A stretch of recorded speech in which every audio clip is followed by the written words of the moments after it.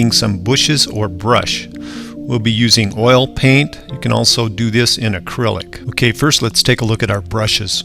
This first brush is a Royal Sable Langnickel. Langnickel is a brand name. This brush is a number 44 and it's about 1 inch wide. Very soft. This next brush is a number 12 Langnickel Royal Sable.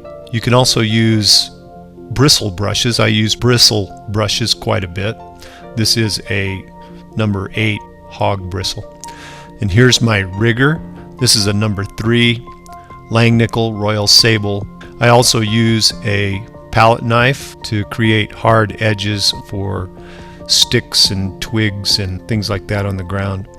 I also use paper towel not only to clean my palette and clean my knife, but I also use it to create soft edges on bushes and trees and grass. I also use this brush.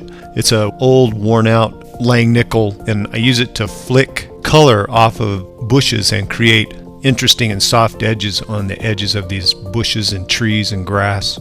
Okay, I also use this tool. This is a great tool for cleaning your glass palette. I always paint on a glass palette, whether I'm doing plein air or painting in the studio.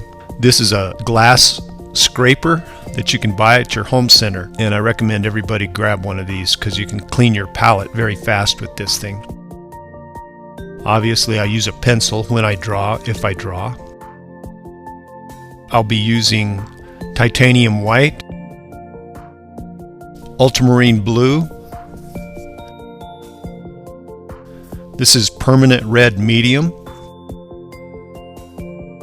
And this is Cad lemon yellow. The brand that I use is Rembrandt.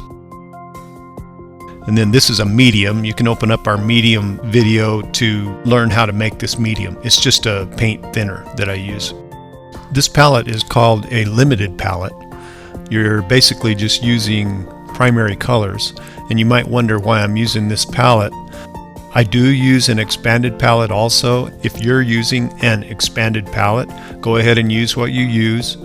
But I would encourage you to look at our palettes video because it explains who and why they use a limited palette or an expanded palette. You may be surprised to know that people like Rembrandt, John Singer Sargent, Anders Zorn, these people used a limited palette, and I would challenge anyone to question their sense of color.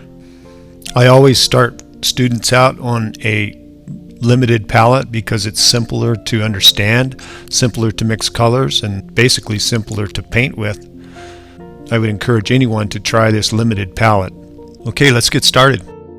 The first thing I do is take a pencil and rough in the area that I'll be drawing. We'll draw a bush here on a sloping plane, like on the side of a hill, with a couple of rocks, something like that. Okay, first I mix up a dark color. Typically in oil painting you place your dark colors first. So I'll mix up the darkest value. It has a little bit of blue, red. In a limited palette you almost always want all three colors in the color that you're mixing. In this case it'll be dark, so mostly blue and red, and then a touch of yellow to sort of neutralize the color. And then put that in the middle of the bush and along the ground. This is where the shadows are going to be cast the most, on the bottom of the bush and on the ground. So that's where the darkest areas are. And you'll also notice that it's a little cooler. So now I want to warm it up a bit. So I mix red and blue, more of the red than the blue, and then put a touch of yellow in it, and that neutralizes it again. And that warms the bush up a little.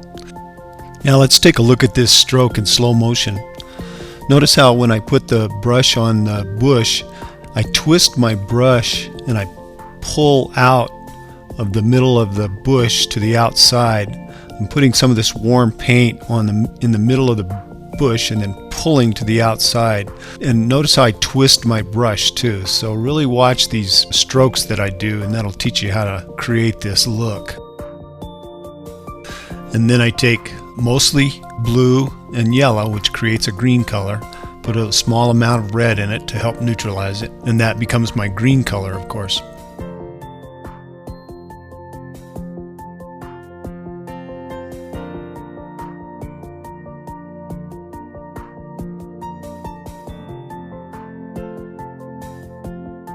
Now let's watch this stroke in slow motion. Watch my thumb. Notice how I'm doing the same twisting of the brush, putting on this green color. This creates that soft feeling on the inside of the bush.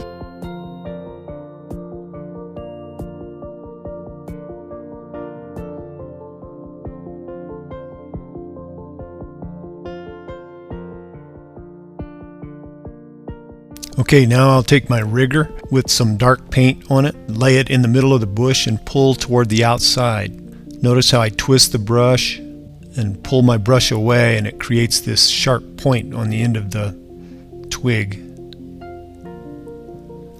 Now I'll show this in slow motion. Notice how I twist the brush just like I twisted it with the other colors.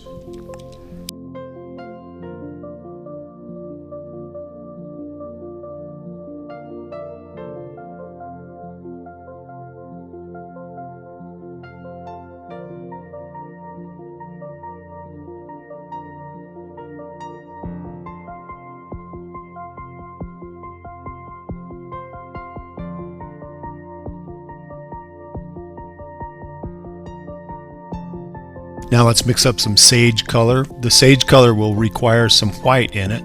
So we have yellow and blue and red, all three colors, and put a little white in it, and it creates this sage color. Notice how I put my brush on the canvas and then flick it up, and that creates this look of grass.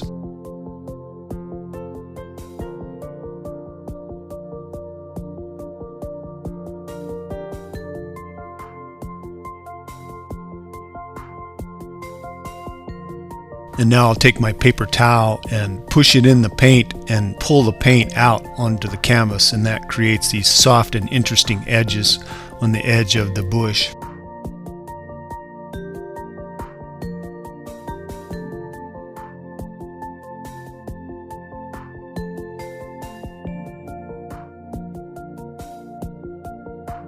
Now I'll take some green paint with my knife.